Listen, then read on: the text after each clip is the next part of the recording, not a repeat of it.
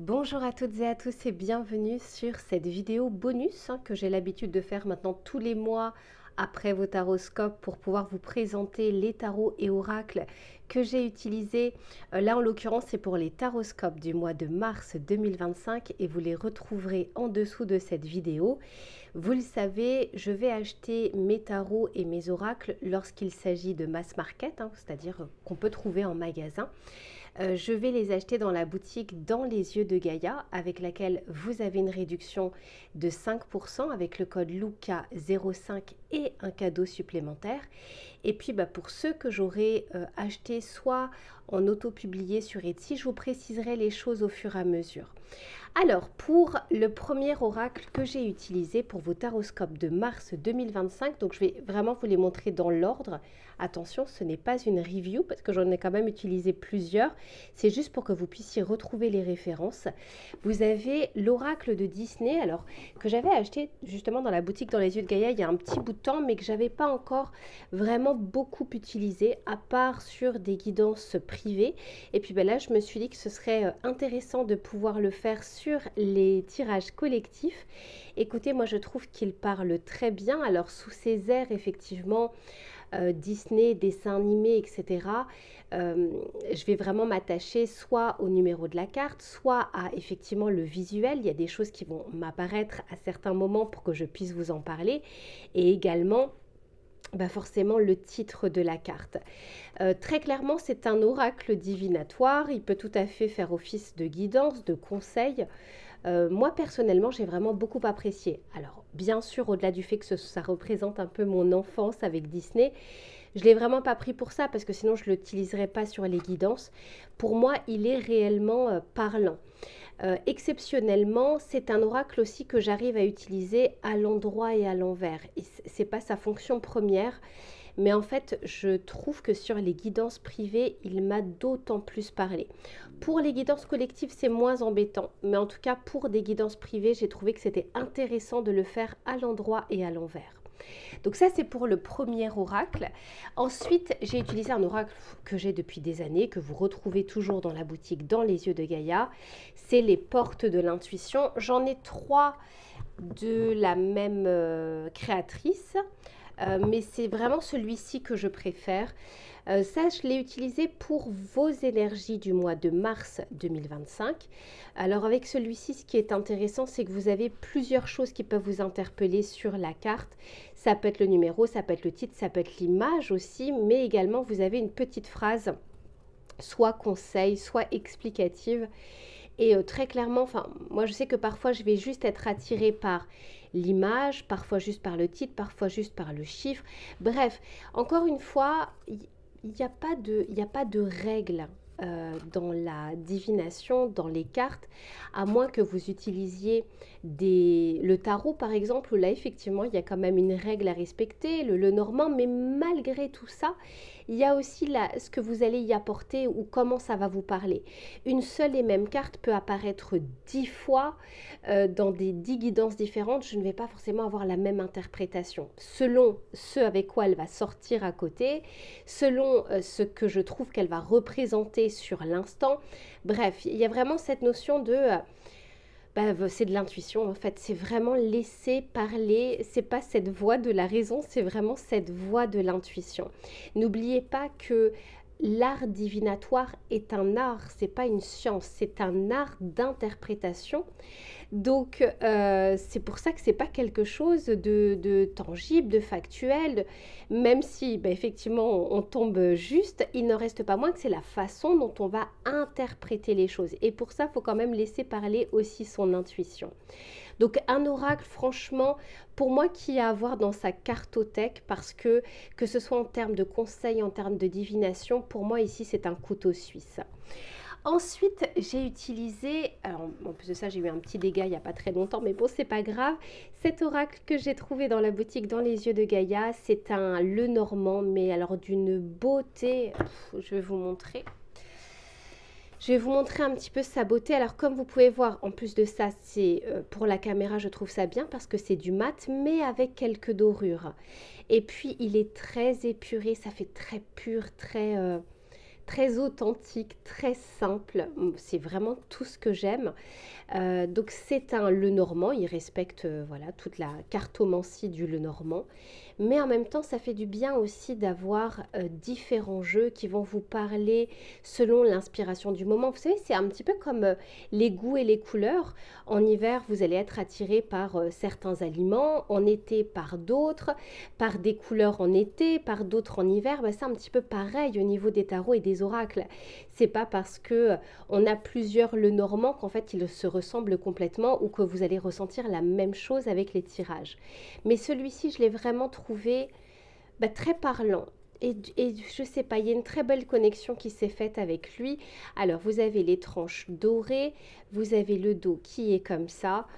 Et clairement, en tout cas, c'était la première fois que je l'utilisais parce que je l'ai eu il n'y a pas très longtemps et il ne m'a pas déçu.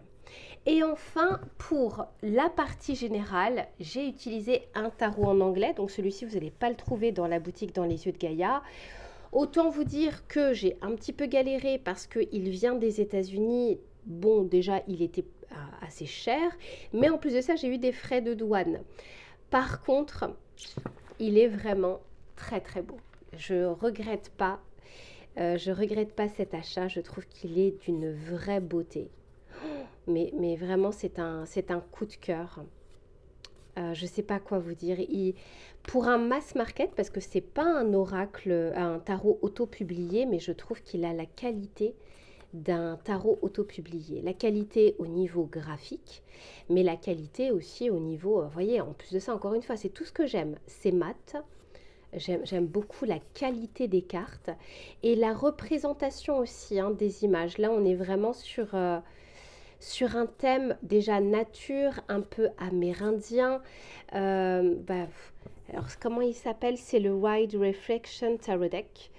Et c'est de Wispel. Je ne sais pas qui c'est, mais alors, voilà, quoi vous dire à part qu'il est d'une vraie beauté.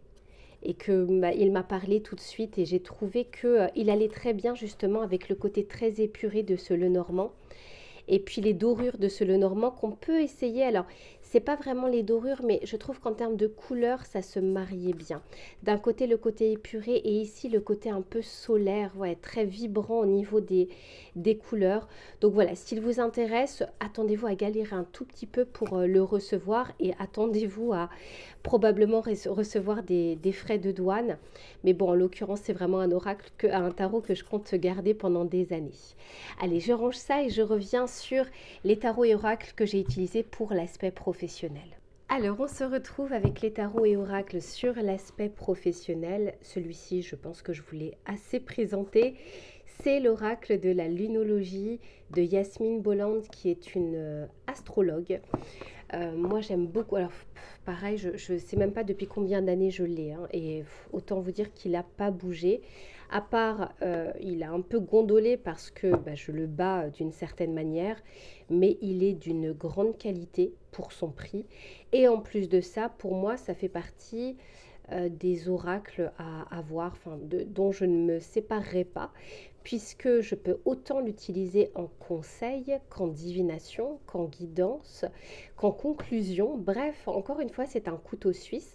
Donc vous allez avoir les phases de lune liées également au signe astrologique. Et puis vous allez avoir ici c'est pas une affirmation, mais en tout cas une phrase qui va pouvoir vous permettre de comprendre ce que la carte souhaite vous dire. Vous pouvez tirer juste une seule carte, plusieurs. Moi, j'ai une amie qui en tire beaucoup, beaucoup, un petit peu comme ce qu'on pourrait faire avec un tarot. Moi, généralement, je fais de 1 à 3 cartes maximum. Mais là encore, il n'y a pas de règle. Faites comme vous le sentez.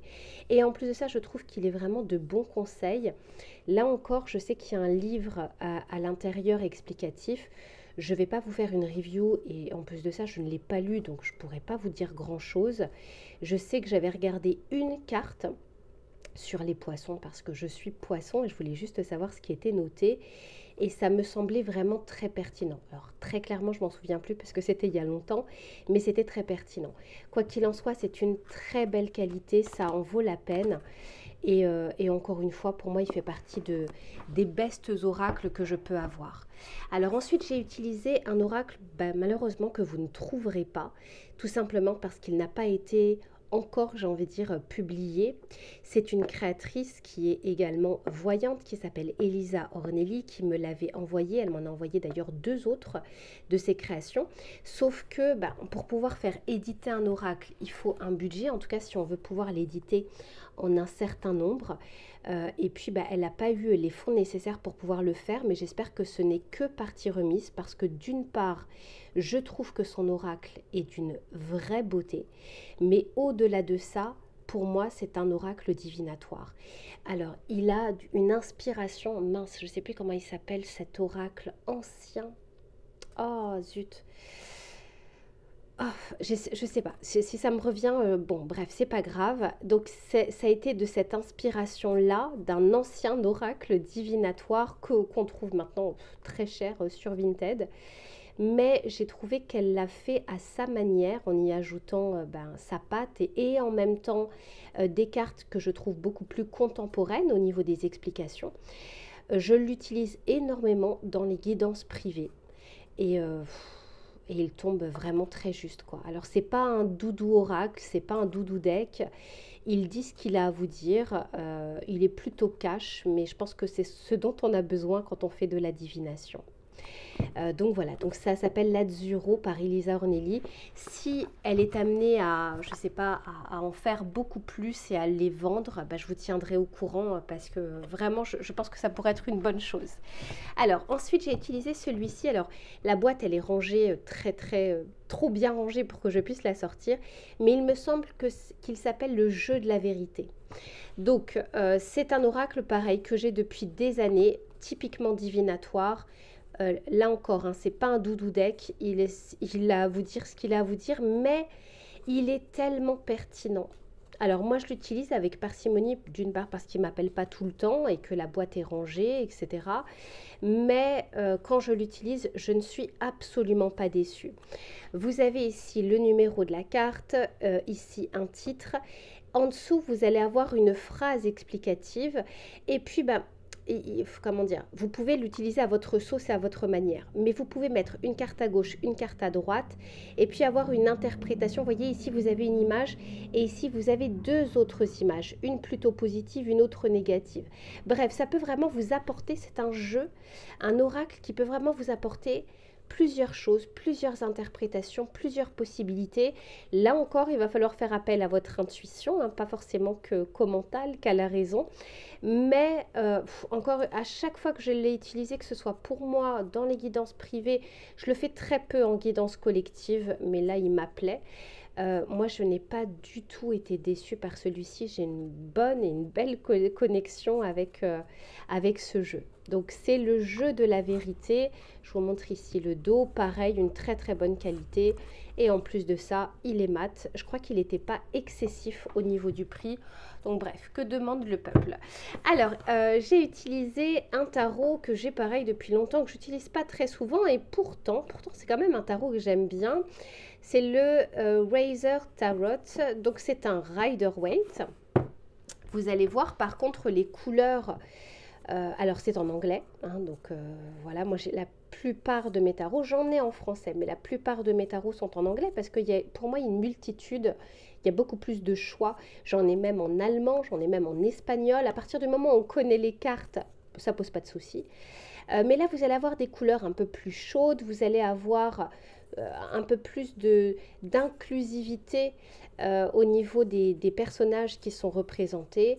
Et puis, honnêtement, ils parlent bien. Alors déjà, moi, d'une manière générale, les Rider-Waite, c'est les tarots que j'apprécie. Mais en plus de ça, ici, encore une fois, c'est une question de connexion avec le jeu, avec le créateur, avec l'énergie qui s'en dégage, avec comment il va s'assembler aussi avec les autres jeux qu'on aura utilisés sur la guidance ou sur la voyance. Mais clairement, celui-ci me parle bien. Donc, en anglais, vous ne le trouverez pas dans la boutique dans les yeux de Gaïa. Par contre, vous pourrez la trouver en ligne. Pour celui-ci, alors comme ça remonte à il y a déjà maintenant quelques années, je ne me souviens pas avoir eu des frais de port ou des frais de douane, hein. Donc, je pense qu'il doit encore y en avoir en France. Allez, je range tout ça et on se retrouve sur l'aspect sentimental sur les jeux que j'ai utilisés. Alors, on termine avec la dernière partie pour les tarots et oracles utilisés sur l'aspect sentimental. J'ai ressorti l'oracle de Jane Austen puisque c'est l'une de, hein, vous le savez, de mes auteurs préférés. Donc, quand elle a sorti, enfin quand elle a, c'est pas elle, hein, mais quand ils ont sorti un oracle autour du thème de Jane Austen, je me suis dit, il faut impérativement que je l'aie. Et autant vous dire que je ne suis pas déçue. Alors très sincèrement, je pense qu'il peut répondre à bien d'autres aspects que l'aspect sentimental ou relationnel.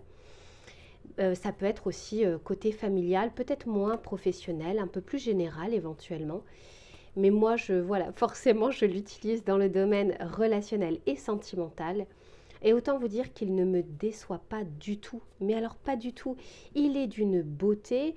Vous allez avoir ici le numéro, le chiffre. Vous allez avoir ici le titre de la carte. Et puis je trouve que c'est d'une délicatesse et d'une vraie beauté. Et puis ensuite, vous allez avoir l'explication. Bon, regardez-moi ça. Il est tellement beau. Mais ça va au-delà de ça. Il répond parfaitement bien. Que ce soit... Alors, ce n'est pas un oracle qui va vous dire oui, non, c'est comme ci, c'est comme ça. C'est vraiment un oracle qui amène à réfléchir sur la situation. N'oubliez pas que dans le domaine relationnel ou sentimental, on ne peut pas réduire une réponse à oui ou non. C'est pas possible. Donc ici, c'est vraiment un appel à la réflexion, un appel à la prise de hauteur. Et puis, là, agrémentez-le pardon, d'autres oracles ou d'autres tarots pour avoir plus de précision. Mais ça fait il fait vraiment partie de mes favoris. Vraiment, je ne m'en lasse pas. Ensuite, j'ai utilisé un oracle qui s'appelle l'oracle de l'énergie. Alors, comment elle s'appelle? Voilà, c'est de Sandra Anne Taylor. J'aime beaucoup ce qu'elle fait. À chaque fois qu'elle fait un oracle, on a l'impression que c'est décousu, que c'est déconstruit, que ça part dans tous les sens. C'est peut-être vrai, mais en tout cas, moi, à chaque fois, sa vibration me parle bien. J'en ai d'autres d'elle. Celui-ci, je ne l'utilise pas énormément et pourtant, je sais à quel point il est pertinent. C'est juste que j'aime changer. C'est un petit peu comme un cuisinier qui n'aurait pas envie de cuisiner tout le temps avec les mêmes ingrédients. C'est pareil pour moi. J'ai besoin d'avoir des tarots, des oracles différents selon l'énergie, selon la vibration du moment, selon aussi la personne qui me demande la guidance. J'ai vraiment besoin de coller au mieux aussi à la personnalité, à ce que je ressens au moment où je fais la guidance. Et celui-ci, j'ai décidé de l'utiliser cette fois-ci dans les tirages collectifs. Ce n'est pas la première fois. Mais encore une fois, c'est juste qu'il ne m'appelle pas tout le temps. Il est rangé, j'y pense pas. Mais à chaque fois, il est d'une vraie pertinence. On est un peu plus quand même dans un oracle divinatoire, mais qui peut aussi amener à la réflexion. Je vais jamais utiliser un oracle seul, un tarot seul, parce que, encore une fois, je ne peux pas, moi, réduire une situation à quelques informations sur un seul et même jeu, surtout quand on est dans la complexité humaine. Déjà pour arriver à se comprendre, c'est un peu difficile, mais quand on est en plus de ça sur des relations, j'ai quand même besoin d'avoir plusieurs choses et c'est en fonction de ce que je vois avec toutes les cartes que j'arrive à construire. C'est un petit peu comme un décodeur à un moment. J'ai besoin d'abord de voir au fur et à mesure l'histoire qui est en train de se construire. Et enfin, en dernier lieu, j'ai utilisé un tarot. Alors, est-ce que c'est une surprise? C'est un tarot en anglais. C'est le Practical Tarot. Bon, c'est quand même un sacré coffret.